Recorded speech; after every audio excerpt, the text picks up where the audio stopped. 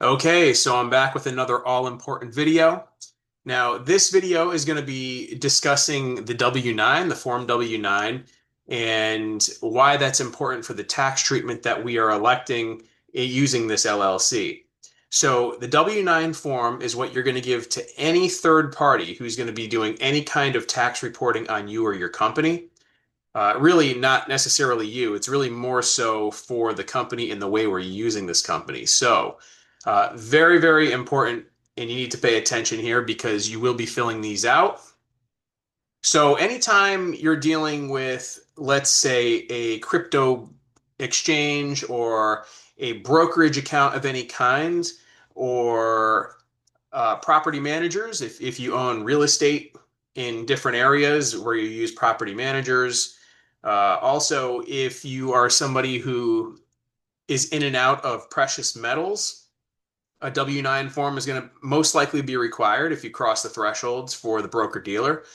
So there's all sorts of reasons for why we're going to need this W-9 and why, as a best practice, we're going to want to fill this out in a specific way and give it to those third-party business partners that we're utilizing for whatever we're doing.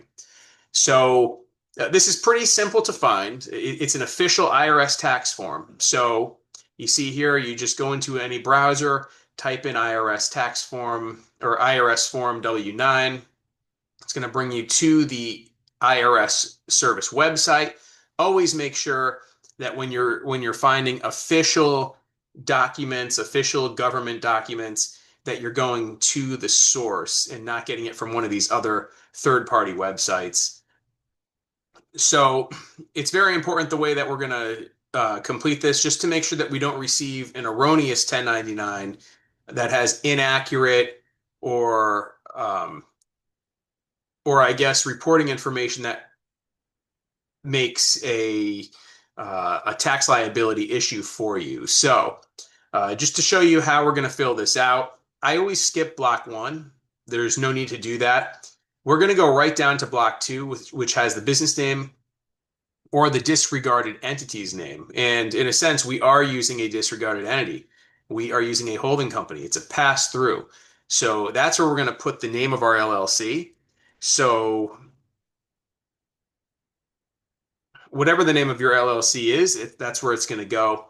Now, the next block here, this has to do with the tax classification of that entity.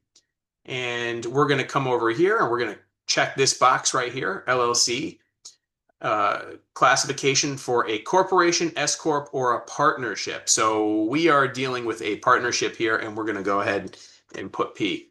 So for tax reporting purposes, it is a partnership because we are creating a separate taxpayer. We are not an individual, okay? We are no longer an individual because your LLC is either owned by a PMA or by two or more people who are not married. So you're going to put the P there.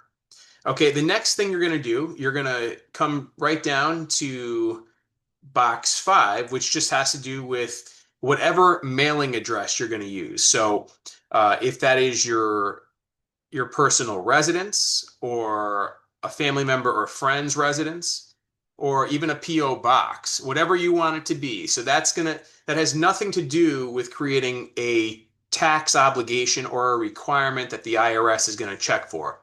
So it's just where you're going to receive your mail.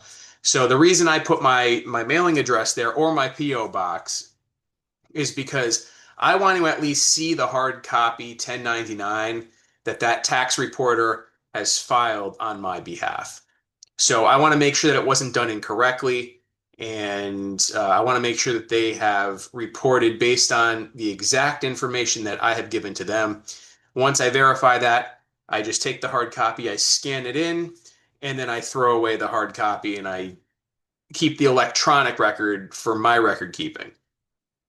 So what you're going to do is fill out box 5 and 6, which with whatever mailing address you're going to use, and then come down to part 1 here. So we do not fill out the social security number. Okay, you are no longer going to be doing that as an individual. You are going to give the EIN number that you're going to receive, that everybody receives when they set up their LLC.